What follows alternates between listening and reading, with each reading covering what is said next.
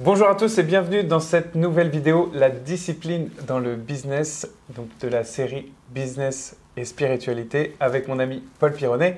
Bonjour Paul. Eh bien bonjour mon cher ami et puis bonjour à toi qui nous écoutes ou à vous qui nous écoutez. Je suis très content que tu sois là encore une fois pour partager ton retour d'expérience par rapport à cette notion de discipline. D'ailleurs, c'est un sujet qui pour moi est intéressant.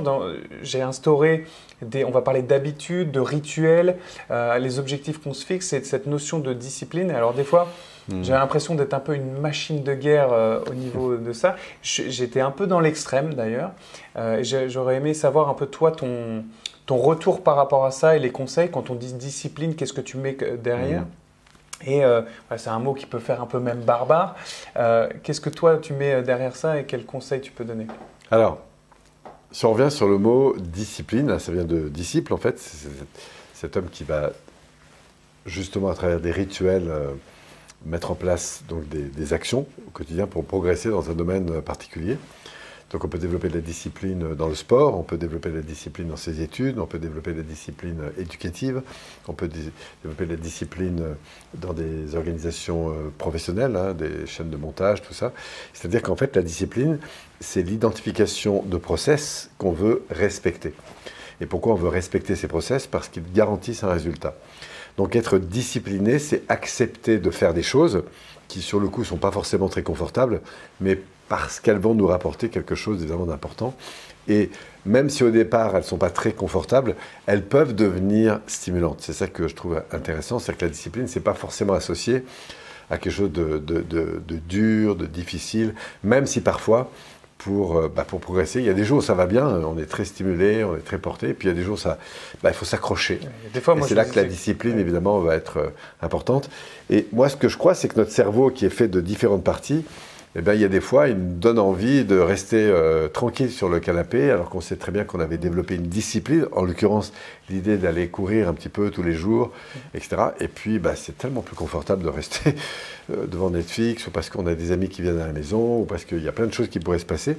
Et du coup, on va perdre cette discipline. Pourquoi? Parce qu'on perd le bénéfice de l'arrivée de ce projet. On perd cette vision un peu, des fois on se dit parfois, pourquoi je fais ça quoi. Et surtout les valeurs qui sont derrière. Ouais. Et du coup, on va rentrer dans un confort immédiat qui est souvent celui de rester un peu plus cool et de trouver des justifications au fait de ne pas faire ce que on avait justement décidé de faire pour atteindre le projet qui nous est Et en quoi donné. C'est bon alors du coup Alors en quoi c'est bon la discipline? Parce que c'est la garantie absolue de la réussite. Pour toi, absolument. Il faut être discipliné pour clair. réussir. Si tu veux devenir le numéro 1 en guitare, il faut bosser. Si tu veux devenir le numéro 1 en vidéo, il faut bosser. Si tu veux devenir le numéro 1 en conférence, il faut bosser. Alors après, le numéro 1, on s'en fout, hein, c'est une façon de penser. Mais c'est mettre des rituels en place, mettre des habitudes. Oui, c'est tendre vers quelque chose qui t'inspire. Si tu veux demain être meilleur qu'aujourd'hui, sans comparaison avec les autres, il faut cette discipline. Il faut t'arrêter, progresser, obtenir du feedback.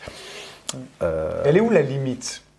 À partir de quand c'est trop, est-ce qu'on peut dire des fois qu'on est trop discipliné ou pas assez discipliné? Alors, ce n'est pas dans la discipline que la limite se situe, mais dans les conséquences de cette discipline.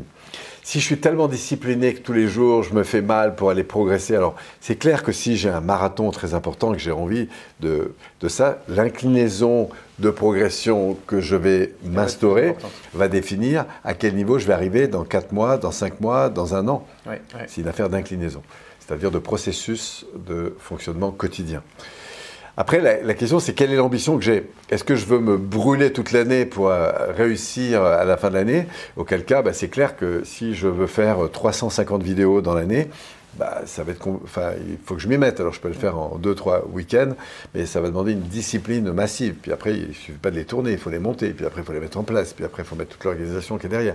Donc, ce n'est pas un projet qui va s'arrêter sur une étape. C'est un ensemble d'étapes. Donc, avoir la discipline d'organiser, de structurer et de faire passer les étapes en sachant que si ça ne marche pas, il faut s'arrêter, corriger, reprendre, etc. Et quand ça va aller mal, quand ça va être compliqué, il y a 1000 raisons que le cerveau va nous amener, par souci de confort, d'arrêter, en fait, d'arrêter de continuer. Et c'est ça la difficulté. Donc la force de quelqu'un qui est discipliné, c'est qu'il va évidemment mettre une énergie constante, souvent plus importante, et pour moi, l'art de la discipline se se touche aussi dans la faculté de faire des petits pas et d'apprendre à célébrer ces petits pas. Comment ça se traduit, toi, cette discipline-là, dans ton business? Bon, par exemple, très régulièrement, comme j'ai un rayonnement sur les réseaux, c'est très important que je produise du contenu. Donc ça, de faire des vidéos, ça c'est... Par exemple, voilà, avoir la discipline tous les 3-4 mois, d'avoir un moment où au lieu d'aller, là je viens de sortir d'une semaine d'animation, c'est clair que j'aurais préféré redescendre en Savoie, aller faire du ski, me détendre, en plus il fait beau, quand je vois mes potes qui m'envoient des super vidéos, etc., je me dis, c'est vrai que c'est beaucoup plus tentant. Bon, heureusement c'était avec toi, donc comme je t'apprécie beaucoup. Donc tu as choisi ça? Voilà, donc j'ai choisi. Mais je choisis aussi parce que ça participe à une ambition qui est la mienne. Donc voilà, aujourd'hui, comme je fais beaucoup d'animation en salle, eh bien, et que je veux développer d'autres produits, eh bien, ça suppose que j'aille me lever le matin, que je bosse, que je prépare mes vidéos, que je prépare mon contenu. Et puis voilà, donc ça demande de la discipline. Excellent. Pour en arriver là où je suis, il a fallu beaucoup de discipline aussi. Mais c'est vrai de tout le monde en fait. Il n'y a pas un projet que vous réussissez s'il n'y a pas derrière une certaine discipline à avoir. Pour conclure, tu disais voilà, des petits pas. Si tu avais un dernier message à transmettre justement pour intégrer cette notion de discipline, qu'est-ce que tu dirais? Valoriser les petits pas et célébrer les réussites pour aiguiser ce muscle du plaisir à avancer. À l'effort en fait. Voilà. Et quand vous sentez qu'à un moment donné, l'effort devient l'effort, en fait, c'est de redonner du sens. Pourquoi j'ai décidé de m'engager dans ce processus? Je suis une formation depuis un certain temps. On a une petite traversée du désert, c'est normal. Parce qu'au début, il faut donner de l'intérieur. Et puis, quand on donne de l'intérieur, les résultats ne sont pas immédiats. Il faut du temps pour que... Du coup, se reconnecter à cette vision. Voilà, donc, de rester connecté à la vision, à l'ambition et au sens que l'on donne du plaisir qu'on va trouver à satisfaire cette ambition. Excellent, Polo. Je te remercie beaucoup pour ton retour d'expérience par rapport à cette notion de discipline qui est passionnante. On pourra en dire beaucoup. Oui. Merci à vous d'avoir regardé cette vidéo. J'espère que vous avez appris des choses. N'hésitez pas à liker, à partager cette vidéo et puis à vous abonner à la chaîne. Éventuellement, à redonner en feedback les 2-3 points qui vous ont marqué, interpellé. S'il y a des choses justement que vous avez retenues, n'hésitez pas à nous les indiquer en commentaire. On se fera un plaisir aussi de vous répondre. Et merci encore à toi, Polo, pour ta présence. Et je vous dis à très bientôt pour une prochaine vidéo Business et Spiritualité avec Paul Pironnet. Merci, à bientôt. Ciao, ciao.